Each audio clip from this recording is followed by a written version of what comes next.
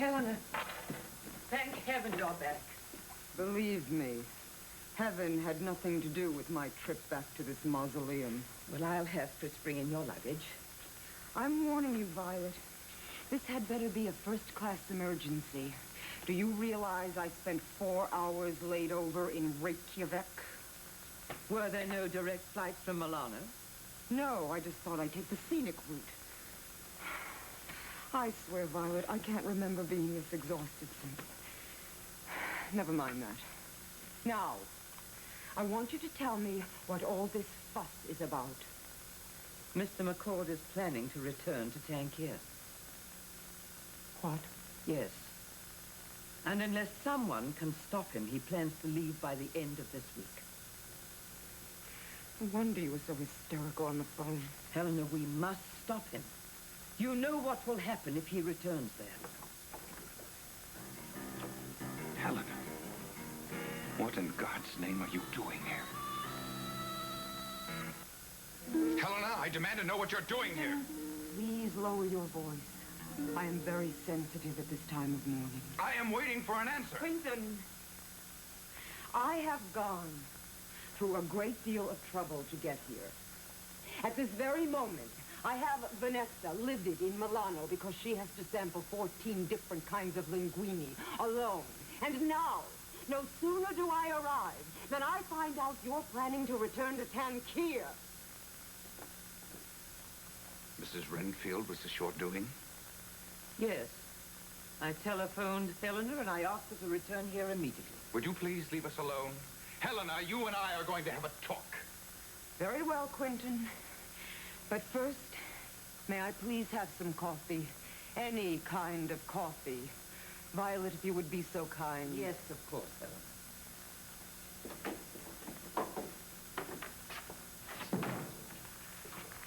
Quinton, I think you've reduced Violet to a frazzle. I've never seen her this frenetic. Her state is nothing compared to what yours is going to be when I get done talking to you. Listen to reason. I have listened to reason, Helena. I have listened to my own reason. I know exactly what I must do. And what about Nola? How does she feel about this decision, or haven't you told her what you plan to do? She not only knows about it, she understands and has given me her unqualified support. Really? Then tell me this. Exactly how much does she know about what happened in Tanquir 10 years ago? She knows all she needs to know or wants to know. I thought so. I'm warning you.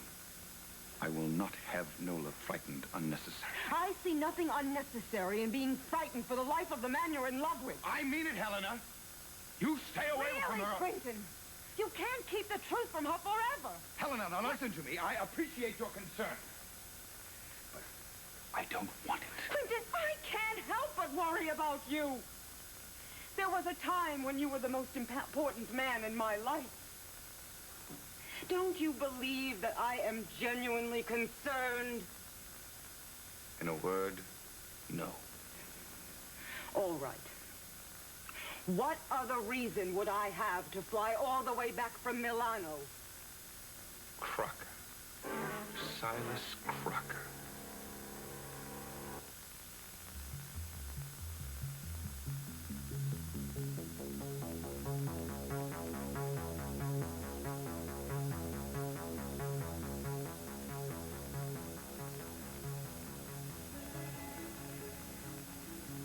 I come up the winner. Now what? Now, you shuffle off this mortal coil.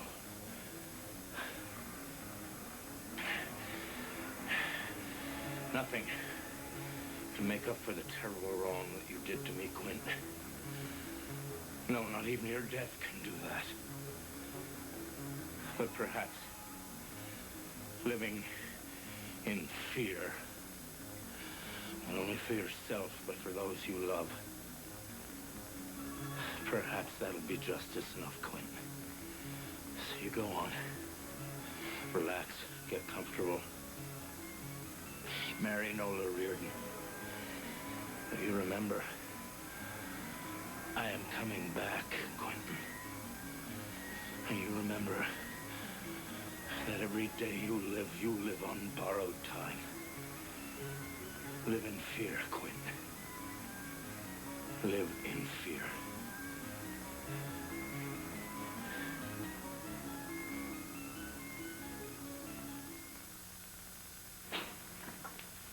Oh, Gunther, you found the file. I think this is the one you wanted. It was hidden behind the other boxes of files in the storage room. Yes. This is the one that contains field data and the maps of my excavation to Tanquir. Great. Then I can start ordering the supplies that we're going to need. Yes, I can give you the list later, but first I have to take care of a few things. Good, because the materials are all going to have to be shipped to us, you know. Yes, I know. And then we have to concentrate our efforts on these maps. Because I believe the information contained in these maps are the key to confirming my worst fears.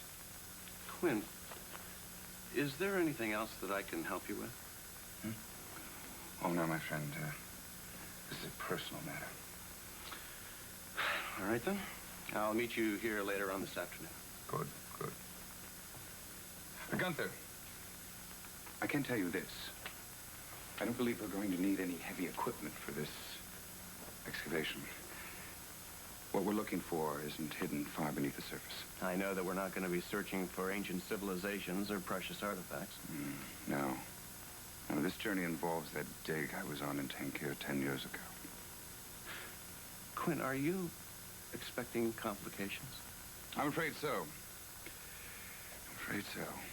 Silas Crocker will do everything in his power to make sure that this dig does not take place. How do you know that?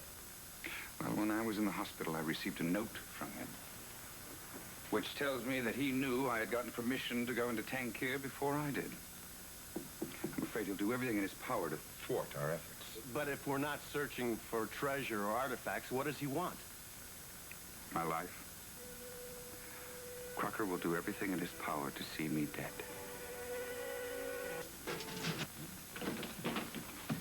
Excuse me, I hope I'm not interrupting. Mr. Chamberlain, it's good to see you. Mr. Spaulding. Nice to see you. Please sit down. No, thank you. Actually, I came by to see Rebecca Cartwright. I stopped by her office. They said that she hasn't been in for the past several days. Yes, well, I gave her the week off so she could recuperate from the accident. That was very nice. It was the least I could do. She must be at her new apartment at the Springfield Towers, then. I'm hoping she'll be in on Monday. We are finding her to be an invaluable assistant.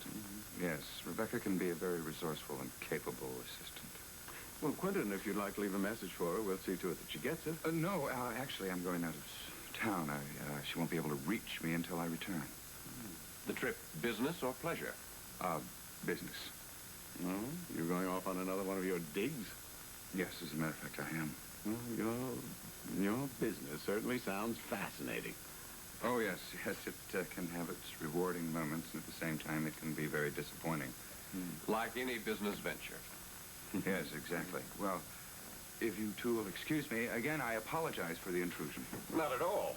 Goodbye. Nice to see you. Goodbye.